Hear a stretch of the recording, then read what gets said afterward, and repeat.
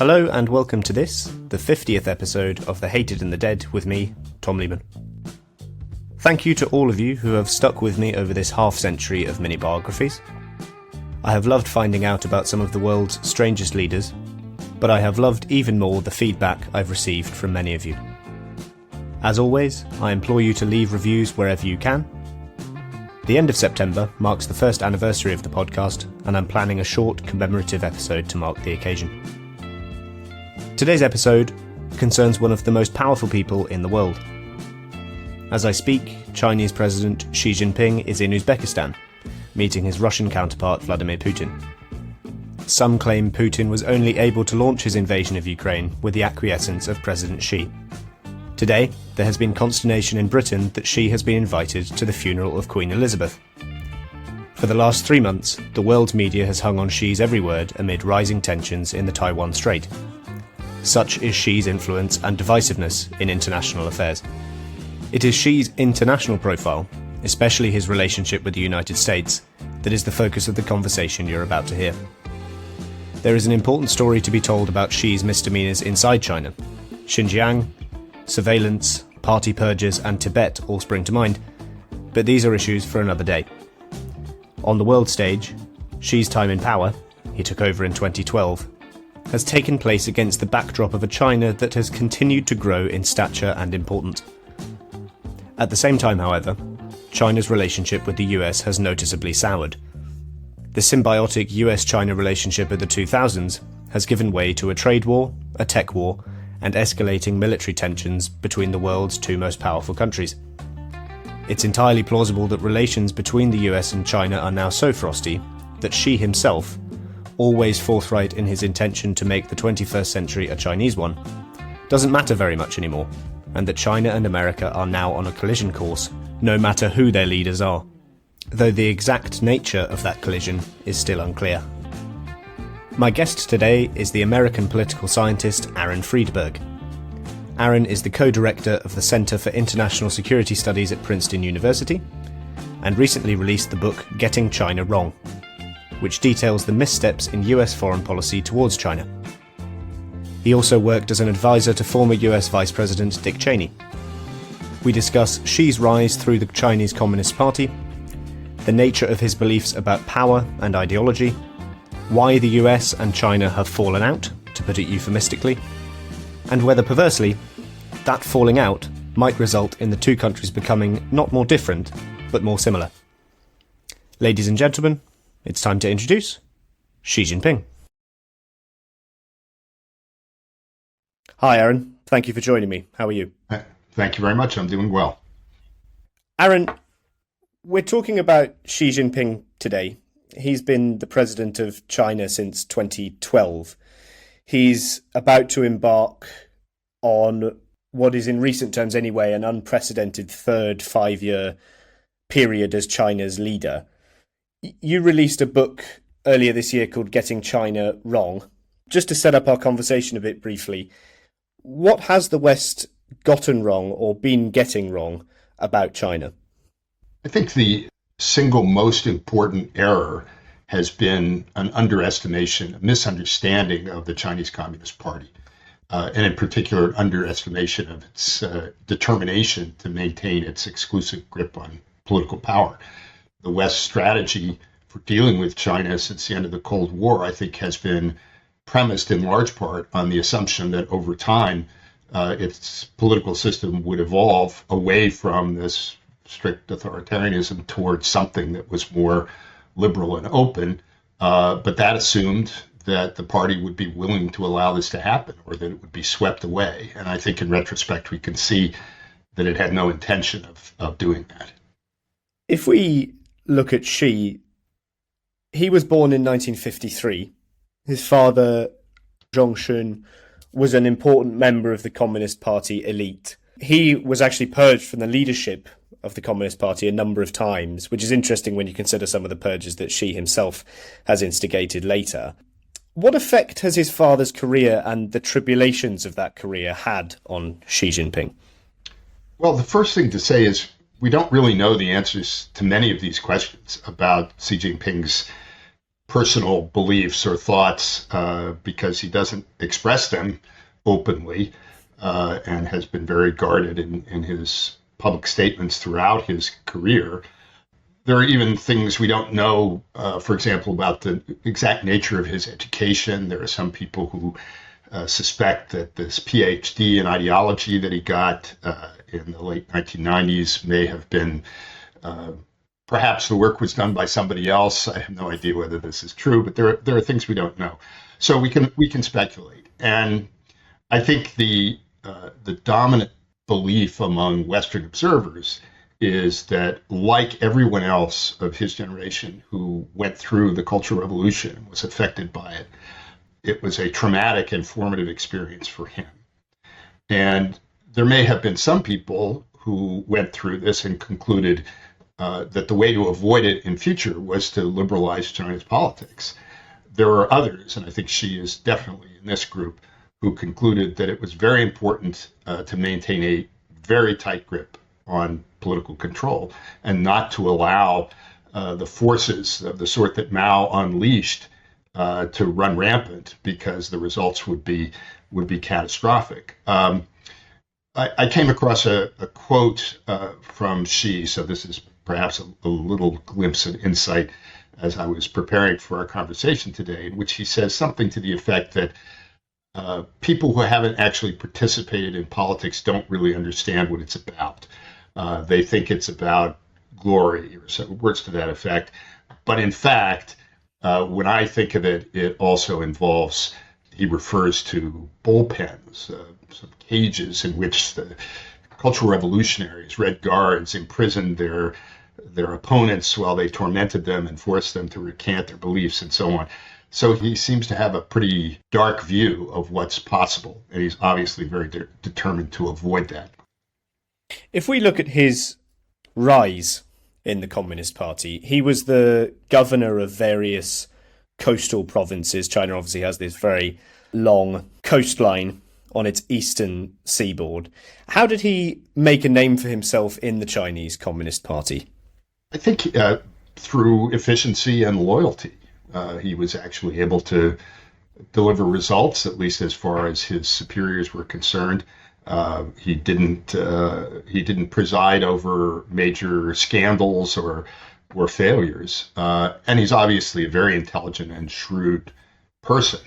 We don't know, again, exactly how he cultivated supporters and how he plotted his rise, or the extent to which he had a design early on reaching these higher levels, but it certainly looks like he did, and he moved very steadily up the ladder over a period of years and gained a lot of experience. Some people speculate that among his formative experiences were those that he had actually before he became a senior provincial official, when he worked as a secretary to the vice premier, and at that time the Secretary General of the Central Military Commission, who had been a subordinate of his father's. I think this was in the period 1979 to early 1980s. And in that role, he had a lot of interaction with people in the military. So in addition to this kind of more conventional civilian managerial role, he also had some not active duty military experience himself, but exposure to the military. And he made friends who subsequently became allies of his in the ranks of the military. His rise coincided with the leaderships of Jiang Zemin and Hu Jintao, who governed basically through the 90s and 2000s, give or take a few years. If we take Hu Jintao, who governed between 2002 and 2012, what do you think is important to know about Hu's leadership of the CCP and of China, given what China has gone on to become under Xi? What are the operative things that you'd pull out of that 10 years? On the one hand, Hu presided over an even more rapid period of economic growth after China's entry into the World Trade Organization in 2001.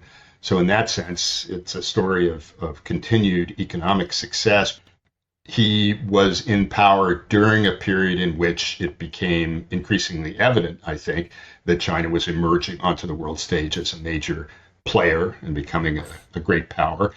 And again, that wasn't so much a result of his personal leadership as his presiding over this process of continued economic growth and accumulation of military power.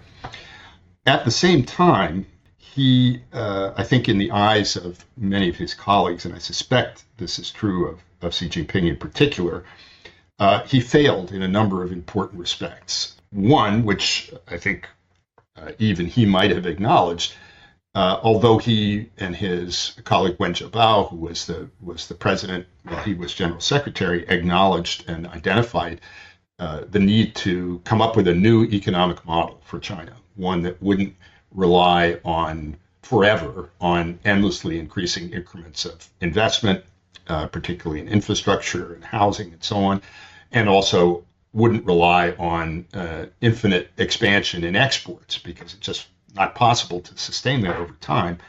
But who didn't come up with a new one? And maybe we can talk a bit about that. I think he did things that started China down a path that's led it to where it is now economically, but he didn't come up with a solution to that crucial economic problem. I think the other thing, or maybe it's two things, although Hu and his contemporaries at the top of the party acknowledged that corruption was a big problem and a growing problem. It had been going back to the 1990s, even more so, as more money is being made. Top to bottom, the system is becoming corrupt, and high-level officials, if they're not personally profiting, members of their family are profiting. So the system is getting increasingly rotten with corruption. And Hu did launch a number of anti-corruption campaigns, but they were not very effective. So the problem of corruption continued to grow. And in a way, the event that immediately precedes Xi's arrival at the top is a very dramatic exposure of high-level corruption. The scandal involving Bo Xilai, who was possibly a competitor with Xi for top position, but was ousted when it was discovered that, in fact, he and his wife had been involved in all sorts of nefarious activities, including probably murdering an Englishman who had helped his wife in various ways. So if there was any question of how far up the ranks corruption went, by 2012, this crisis, these events removed that. So Hu didn't solve the corruption problem. He also didn't reinvigorate the party in a more general way.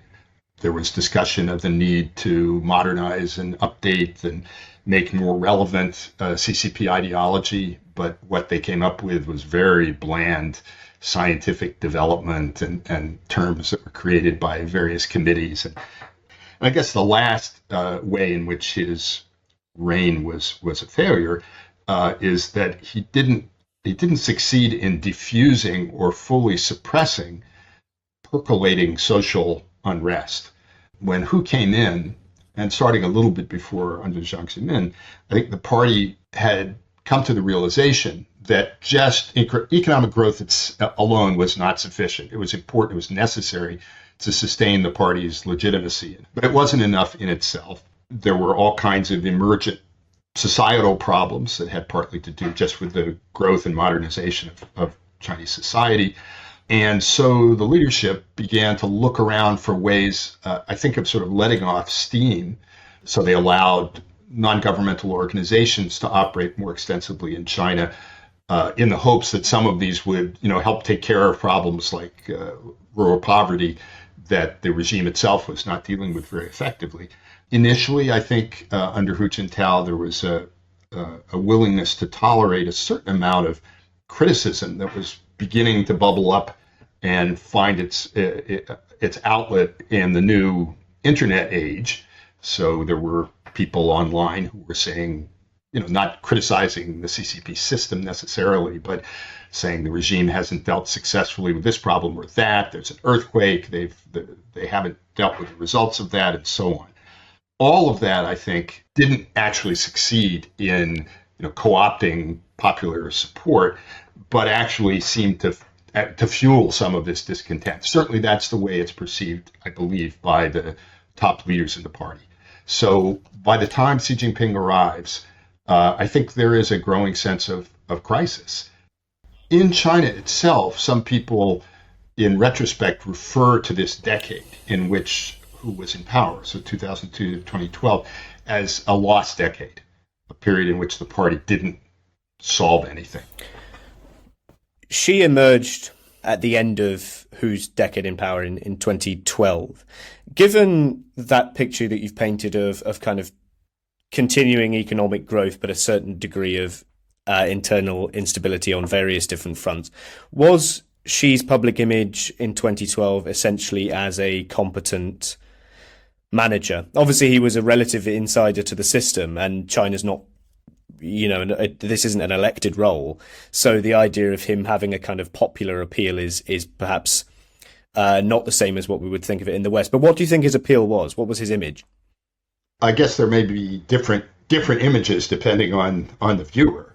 As far as the Chinese public was concerned, at least initially, I don't think he was very well known. He was not someone who had established a big public profile, at least as far as I'm aware. Unlike Bo Xilai, who had started almost a campaign for office in a way that was unprecedented. Xi was a more quiet, close to the vest figure. As far as people in the West were concerned, it's almost, in retrospect, it's stunning the numbers of people who confidently predicted that Xi would be a kind of liberalizing reformer.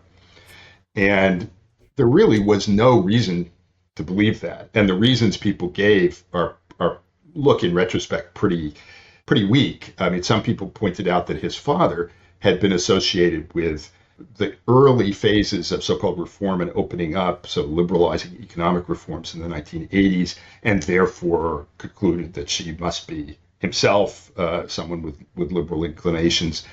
During the period prior to his coronation, when he was the leader in waiting, so for the last 4 years of Hu Jintao's term, he was also president of the Central Party School.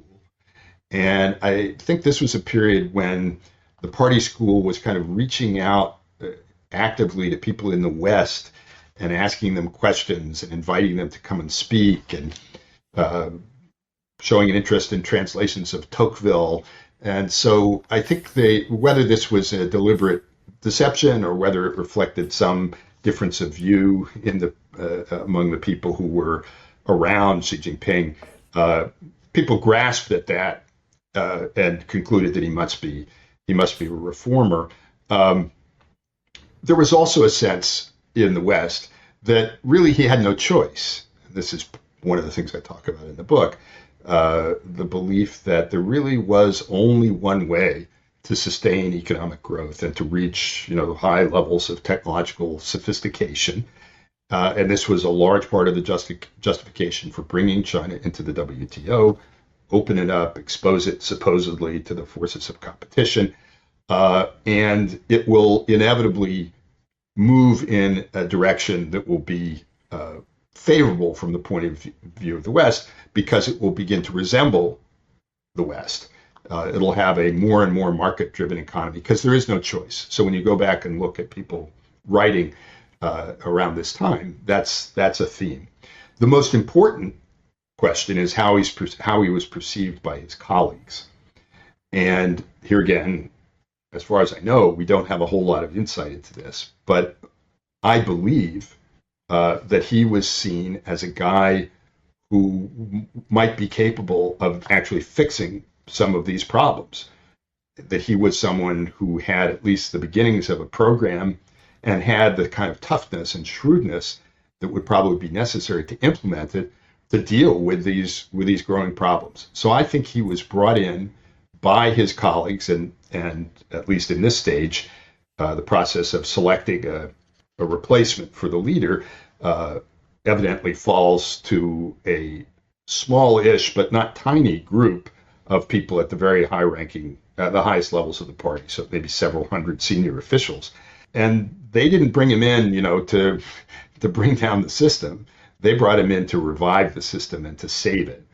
I don't believe that that it's proper to see him as a kind of revolutionary or radical who, grabbed the wheel, turned China away from what would otherwise have been a path of of moderation. I think I describe him in the book as a revivalist, someone who was brought back in to invigorate the system and to make it work the way it was supposed to work. China technically is still a communist state. Its economic policy has moved a long way from kind of straight up Marxism, Leninism. I think most political economists would now describe it as a state capitalist country. A way that I have heard China described, or China's political system today, is as kind of Confucianist. There's a strong influence from Confucianism. Do you think that China today and Xi's kind of governing philosophy is more Confucianist than it is communist? I think it's Leninist. I think it's sort of, the regime is sort of trying to pick from the glorious past of China those aspects of its earlier history that may be useful in justifying the continued rule of this authoritarian regime. But that's not, in my view, that's not where they're drawing real inspiration. They're using that as a form of justification, as a way of trying to, bolt down their legitimacy and consolidate the support among the Chinese people. People used to talk about, Marxism, Leninism, and then Marxism, Leninism, Mao Zedong thought, and they still talk about Marxism, Leninism, Mao Zedong thought, Xi Jinping thought. It gets longer and longer. But the Marxism, I think for the most part, has gotten detached from the Leninism. There are sort of Marxoid elements in the thinking of China's leaders about historical stages and material forces driving history and so on. But Marxism, Leninism, communism had an objective, and it had a theory of history, and it was teleological, and the end point was going to be the creation of heaven on earth, of communism and the dissolution of the state and so on. That's not the objective of China's current rulers.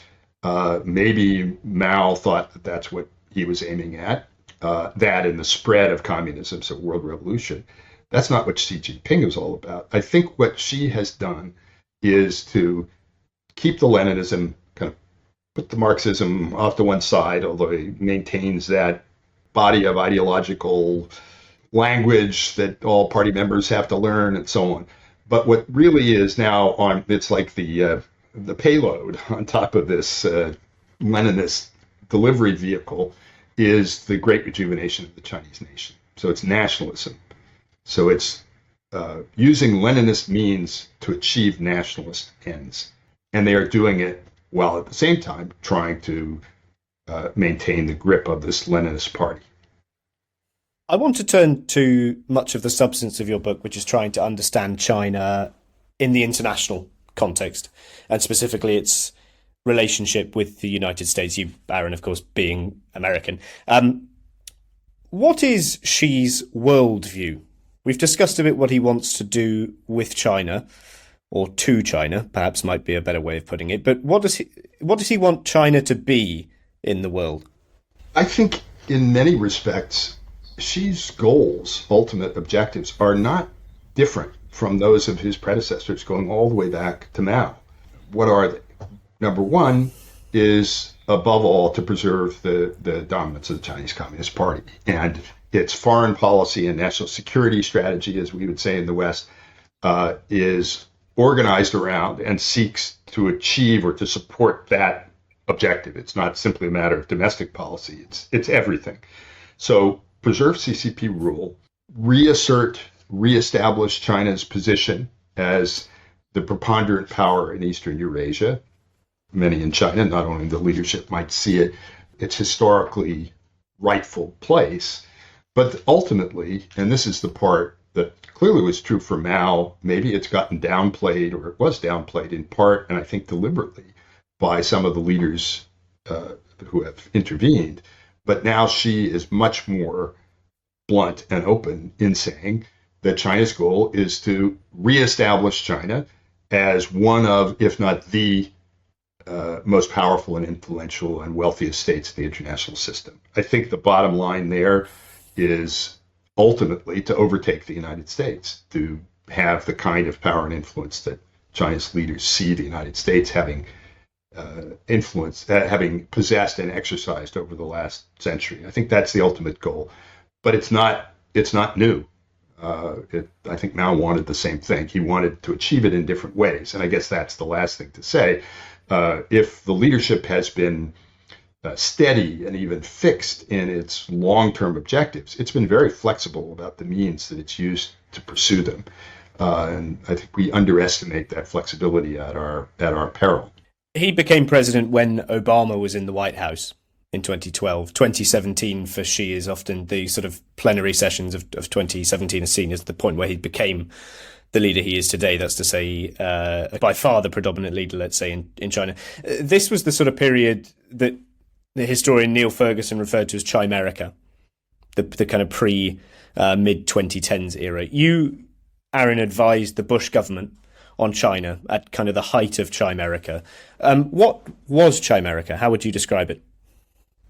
Well, I think Ferguson, it's not just Ferguson's idea, was that the U.S. and Chinese economies would become so inextricably intertwined that they were almost one economic unit. And so there would be flows of capital and technology going from the United States to China, and then flows of goods coming out of China, and then ultimately flows of capital coming out of China as well.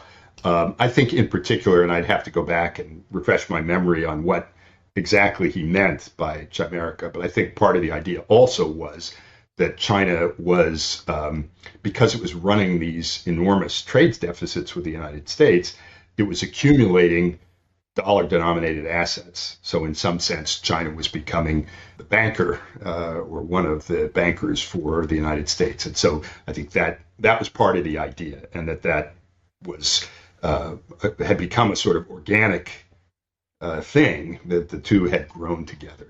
But presumably, that would suggest that there was also a convergence of interests that would arise, that would sort of hold this thing together, that breaking it would be very costly for both parties. And that has proven to be wrong, because in the end, as I like to tell my economist colleagues, politics dominates economics. And you have these markets, and they're functioning in a certain way within a certain framework that reflects political decisions that are made and were made in the United States, in China.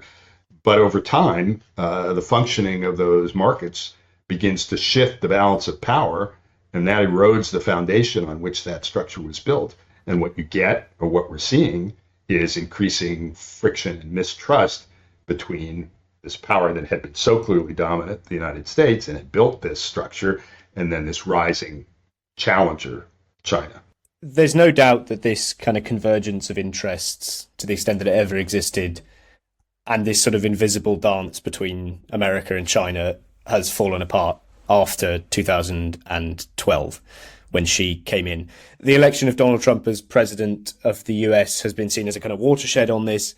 But we all know really that the American government and its foreign policy and its security establishment is much larger and better entrenched than any single president.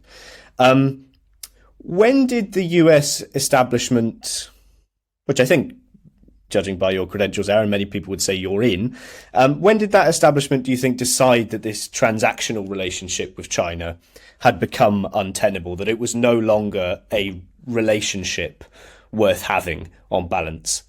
Let me say first that I don't believe, in fact, that there is a consensus on that point. I may come back to that. But I wanted actually to back up just a little bit, because I think the shift in Chinese behavior that has now finally led to this deep questioning of the desirability of maintaining the relationship as it had evolved really started before Xi Jinping came into power. And I think many people now acknowledge that there were visible changes, shifts that were gradual at first and were, I think, overlooked or misinterpreted towards a more assertive and even aggressive stance on China's part that really followed in the wake of the global financial crisis.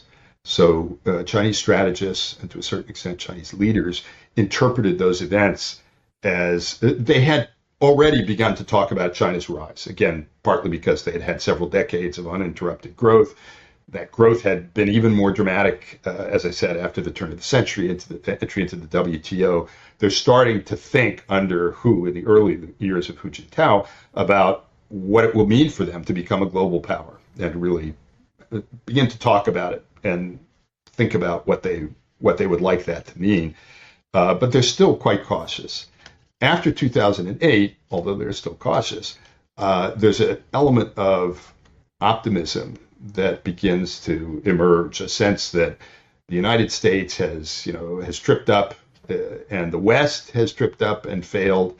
That China, what that means is that the U.S. and the West are now in an accelerated period of relative decline, and that China has the opportunity now to grow even more rapidly and to extend its influence even more than it has.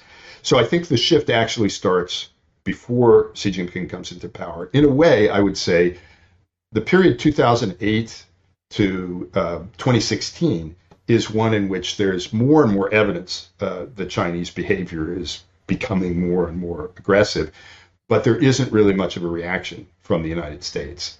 That's to varying degrees. You can argue about whether the Obama administration did react. It talked about reacting to the pivot and so on, but the reaction was pretty marginal. And there was no questioning during those years, either by the Bush administration or by the Obama administration, of the kind of fundamental assumptions on which the strategy of engagement had been based. And yes, 2016 does mark a shift, but Trump didn't cause this to happen on his own. He may have accelerated it by the manner in which he proceeded. But the fact that many of the policies that he put into place, or his administration put into place, because I don't think he was very interested in many of the most important things that were done in his administration regarding China, the fact that those have continued under the new administration tells you something about this emergent consensus to which you referred. What caused that? Why did that happen? Was it a result of technology or of trade, concerns about those things, about China's human rights abuses? What was it? I think that shift happened. It happens at a different rates, I guess, in different domains. So there were people worried about China's military buildup going back to the 1990s, and that concern grew and grew. It would have been more of the focus of U.S. defense policy in the first decade of the 21st century, if not for 9/11 and the wars in Iraq and Afghanistan. But there was already a realization that China was doing things that seemed to be pretty directly targeted at the United States and its allies, and to which some response would need to be found.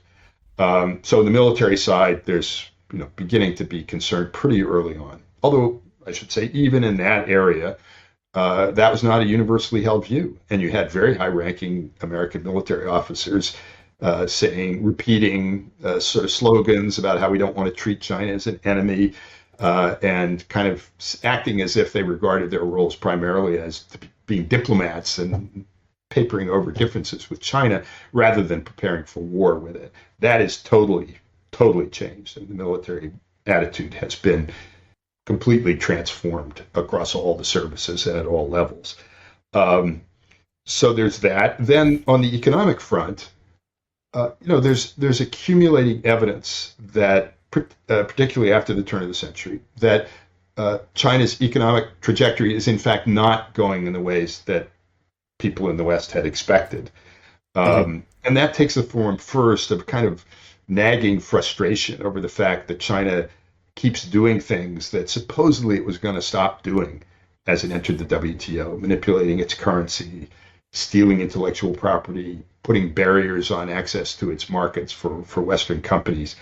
And there's grumbling that kind of builds and becomes louder, and the dissatisfaction spreads across economic sectors. And it sort of starts, going back to the 90s with kind of older industries, furniture, clothing, lower tech that migrate then to China. But pretty quickly it becomes concern about electronics and computers and pretty much everything. And so people in those sectors who had previously seen China almost exclusively as an opportunity also begin to worry about it. I think that really becomes evident in the 2010s. And among other things, there's a more and more open acknowledgement of this problem of intellectual property theft. There's a report published by a non-governmental commission organized by the National Bureau of Asian Research in 2012 that for the first time tries to put a price tag on the theft of intellectual property that has been going on over the previous decades. And it's an enormous number. And almost all of it is blamed on China. Some of it's via cyber, an increasing fraction of it is by cyber theft, but some of it's more traditional forms of property theft. Okay, so on the economic front, more and more worry. To the point now where the message was kind of garbled under the Trump administration because of Trump's kind of peculiar views about trade. But if you look at what Biden administration officials now say, the diagnosis is essentially the same. And it's essentially this. We've tried for the last 30 years to coax China into abandoning these statist, mercantilist policies.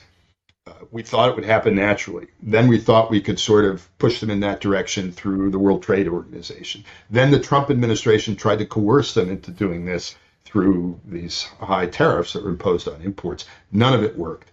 So we're now at a point where we have to acknowledge that China is going to continue to pursue these policies. And the question then becomes, how do we defend ourselves against them, not how do we persuade them to change? The last piece in this is about the evolution of China's domestic political system and the nature of the regime and its relations with the people, in part because of this kind of experimentation that I referred to earlier in the Hu years. There are many people who thought China's moving now towards a more open system. It's going to liberalize. Maybe it's not going to be multi-party democracy tomorrow, but they just sort of have to open up. And there was what turns out in retrospect, I think, to have been a misinterpretation of these various developments and a desire to sort of draw a straight line and assume that they were going to lead towards recognizable political liberalization. It should have been obvious earlier, I think, that this was not the case. But here, too, there's accumulating evidence of, and it starts under Hu, crackdowns, human rights advocates, lawyers, and so on. And it really accelerates under Xi Jinping. One is the way in which Xi himself has proceeded, and in particular, getting this legislation passed or changing the Constitution in 2018 so as to allow himself to continue to serve as president, head of state, essentially indefinitely. That really, although that position is much less important than being head of the party, general secretary, that change seems really to have gotten people's attention. And of course, what's coming up in a few weeks is that he's almost certainly going to claim a third term as general secretary. And that really will be a major shift, and it will make him the most powerful leader since Mao. I want to talk specifically for a second about trade and about technology. Technological supremacy, maintaining technological supremacy, and obviously with it a broader economic supremacy has very clearly become the front line of tensions between America and China. The US clearly wants to maintain a level of technological dominance in the 21st century. It's obvious why it wants to do that. How do you think Xi plans to counter America's attempts to remain dominant? I think his original intention was to counter it by continuing to do what China has been doing, which is to tap into the technosphere, the technological capacities of the West, and to use those to fuel China's own development, not planning to go on indefinitely doing that, but using Western technology to accelerate the process by which China climbs to the top of the technological ladder. So the Chinese leaders and bureaucrats have this term indigenization and indigenous development. And here again, this goes back, really starts to emerge under Hu Jintao. And again, it's accelerated under Xi Jinping.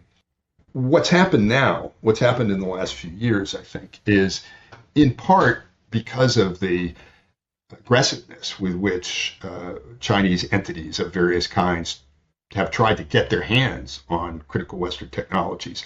there have been alarm bells going off, not just in the United States, but in Europe and in Asian countries as well, and an increasing concern about business as usual. And that started with movement in the US and elsewhere to screen and look more carefully at proposed Chinese investments. Chinese companies were coming in and buying up all sorts of Western companies and taking the technology and taking it back home. They've also been involved in stealing it in various ways. So there's more concern about that. In the United States, and I think we'll see this also in other Western countries, there's growing concern about allowing exports of certain critical technologies to China because these may allow China, again, to sort of close these gaps. They can't make the highest end, the most densely packed semiconductors on their own. They need machinery and software that is controlled by a handful of Western companies, and many of them American. And now the United States and some of its allies who have this capacity are doing things to prevent their companies from selling that technology and transferring it to China. There's discussion here, and I think there's beginning to be in the UK and maybe somewhat slower in other parts of Europe, discussion of the wisdom of allowing research cooperation between institutions in Western countries and counterpart institutions in China, in part because it turns out that at least some of those institutions, although they may appear to be, civilian counterparts to British universities, actually have very close connections to the People's Liberation Army or to the security services, and work on facial recognition software, for example, that might appear to be sort of a benign, possibly commercial development in the West, is being used for purposes to which people in the West object inside China. So growing concern about that. There's been discussion about whether there should be limits on Chinese students who come and study at Western universities. That hasn't gone very far.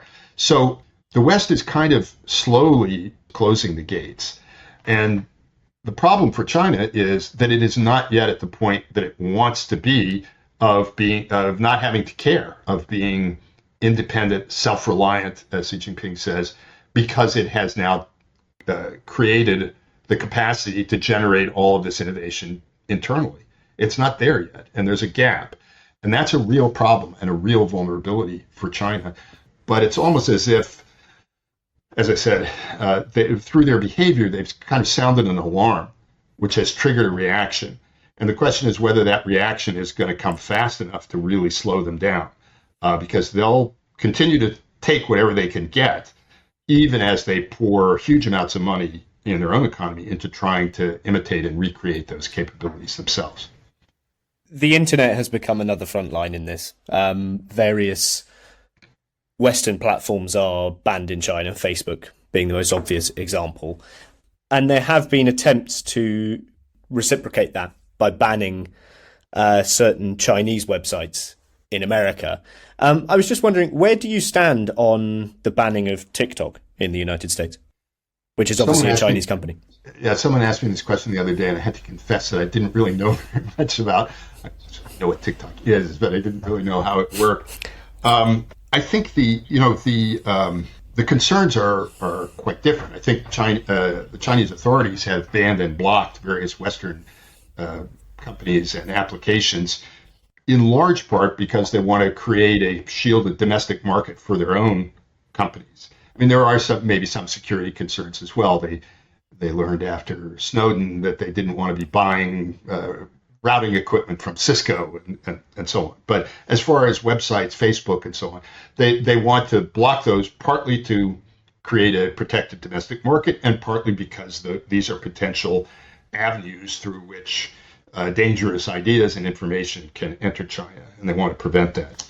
The concern in the U.S. and maybe in other parts of the West is very different. It isn't about these platforms sort of eating up shares of the commercial market. It isn't about them being used as platforms for spreading Chinese propaganda. No one cares about that.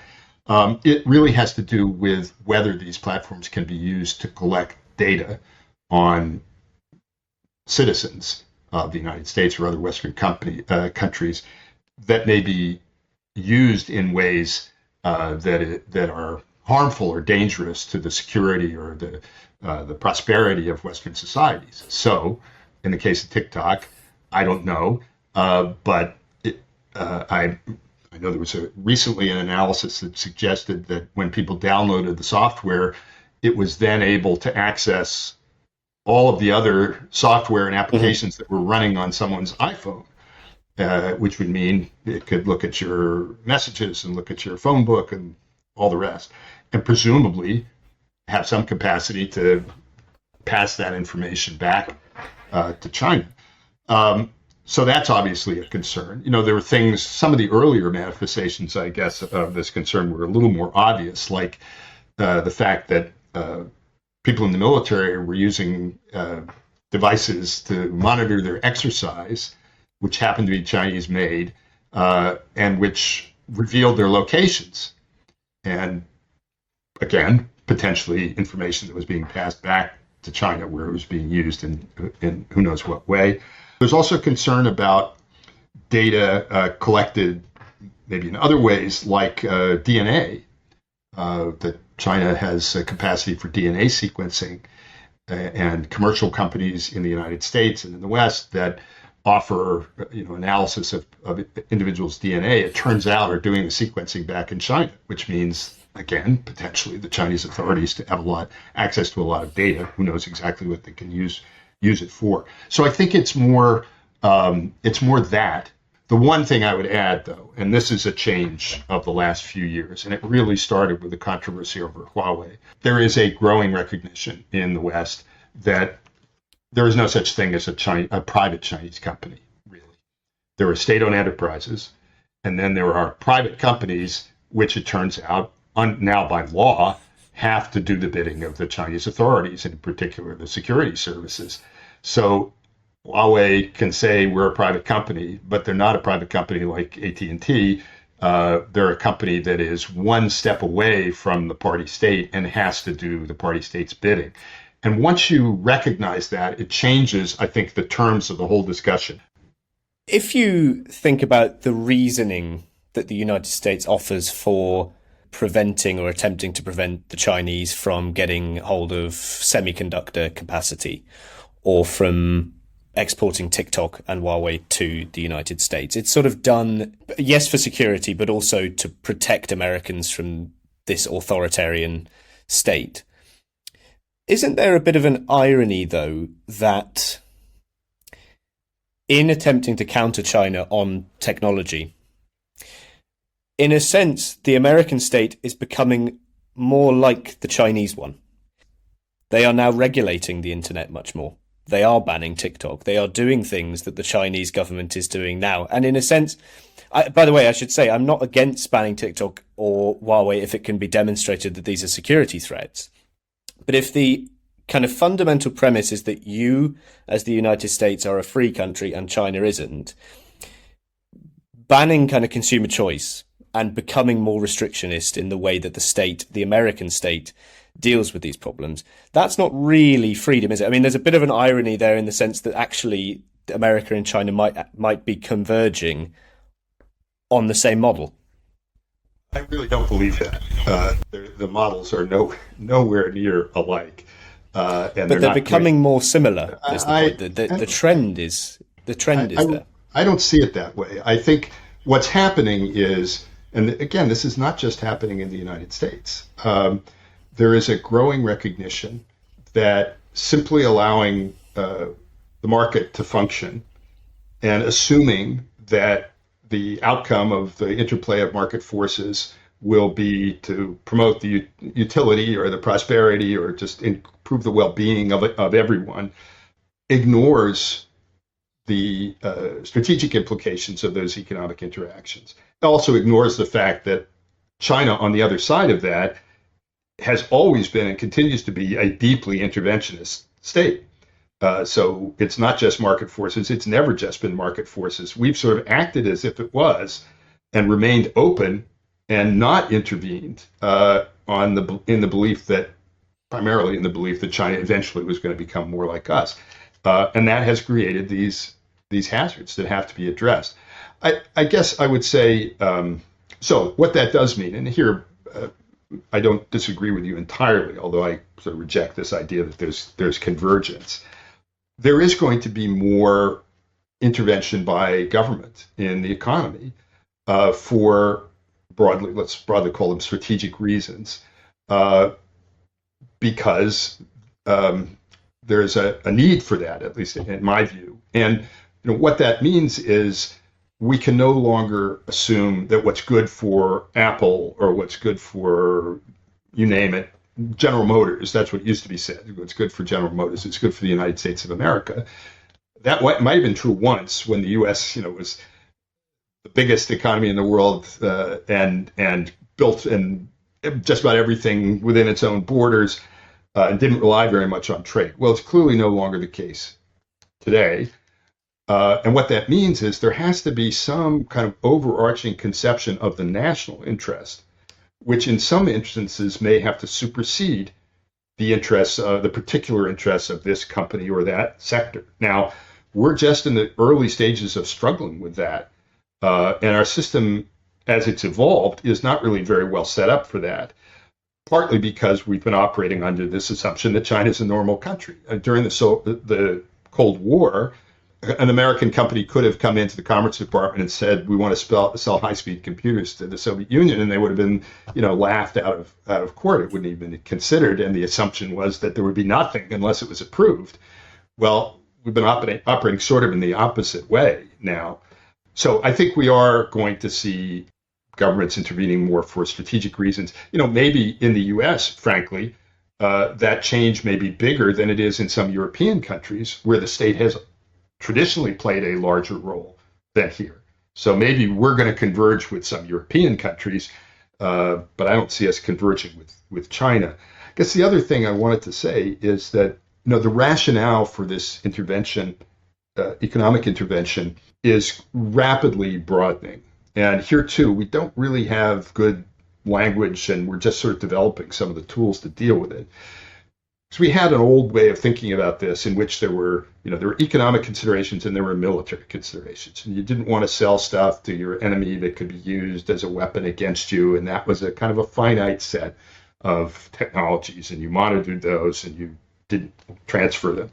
It no longer applies. First, because the distinction between what's a military and what's a civil or commercial technology is now very blurry. It's not black and white. There are many, many shades of gray, although there are some technologies that are clearly exclusively military.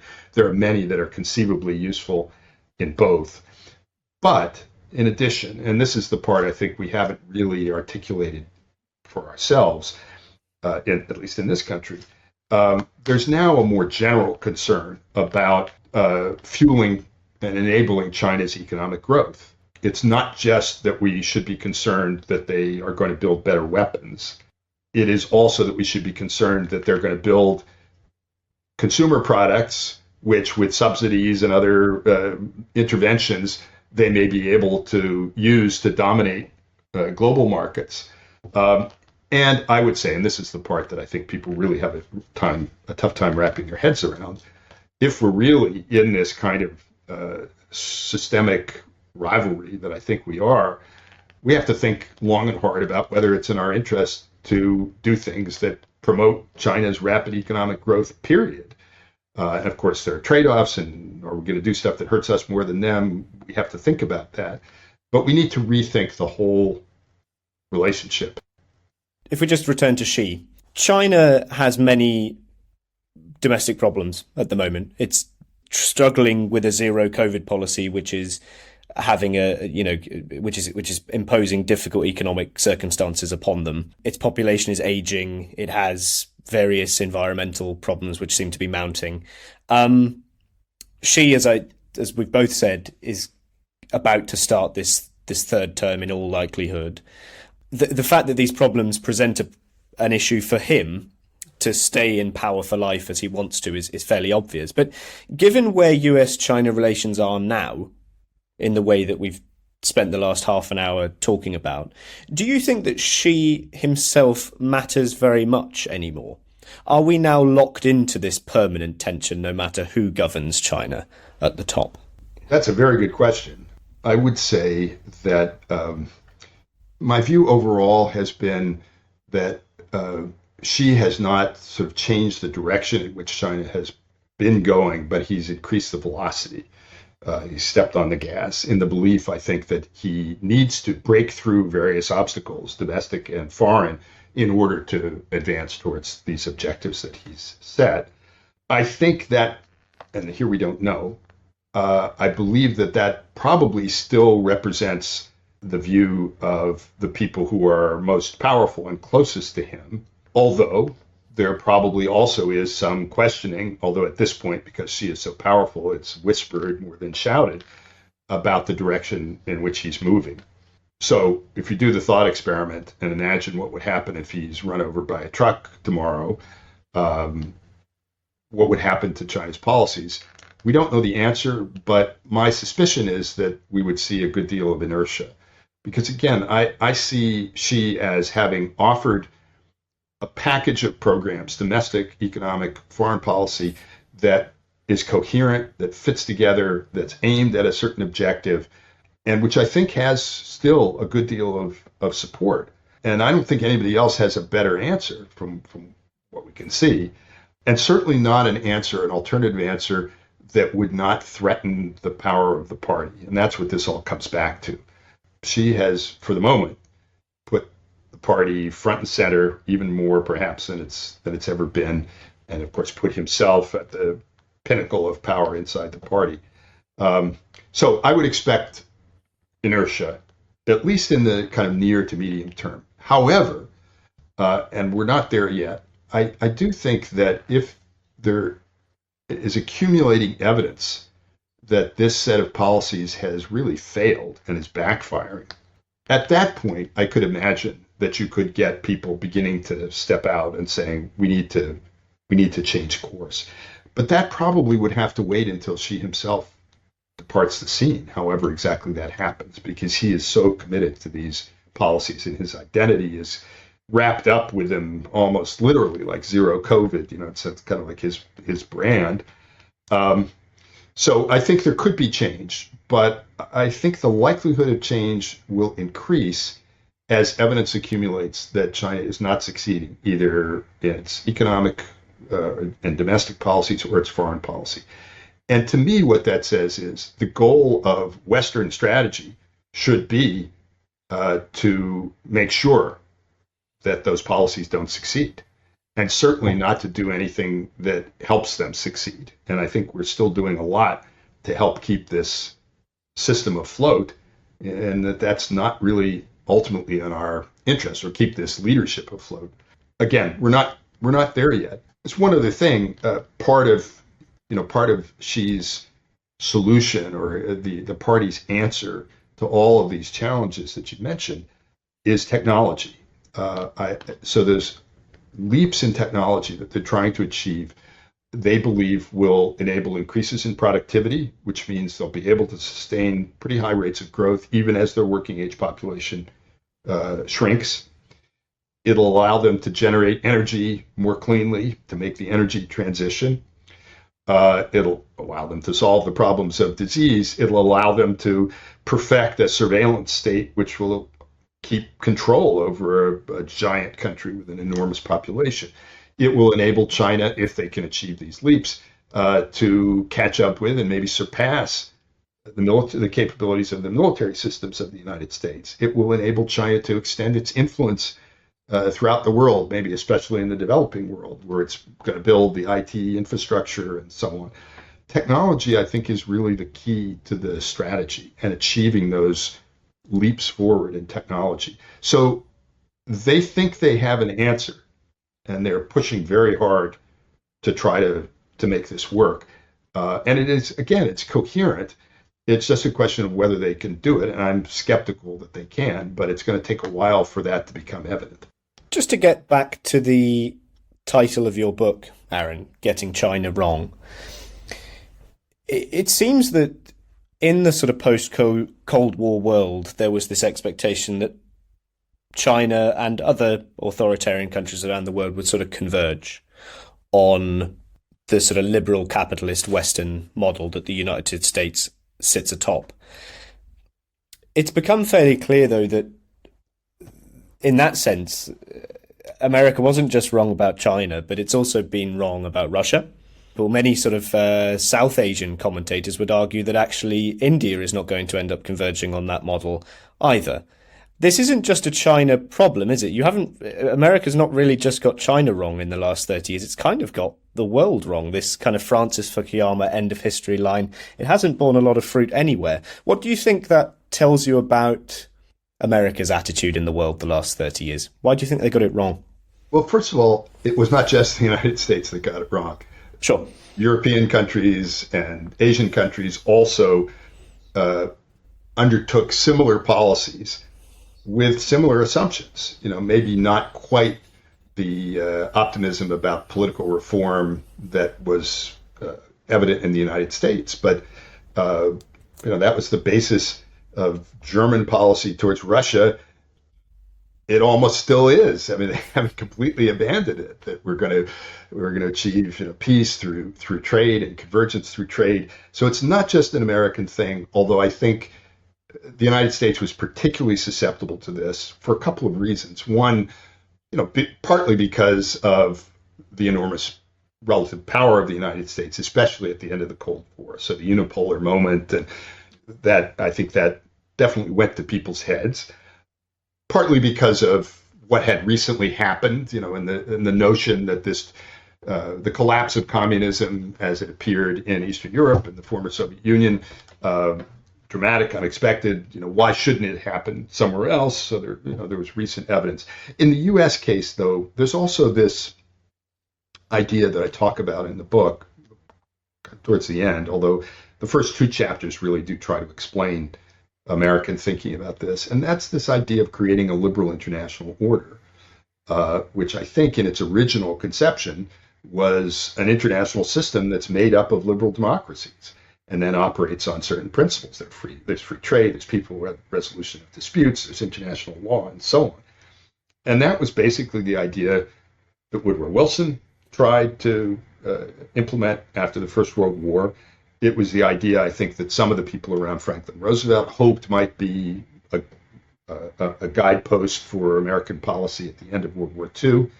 And it also captured the minds of American policymakers in particular at the end of the Cold War. So it's almost like at every moment when U.S. policymakers have felt themselves to be confronted with this question of how do we want the world to look?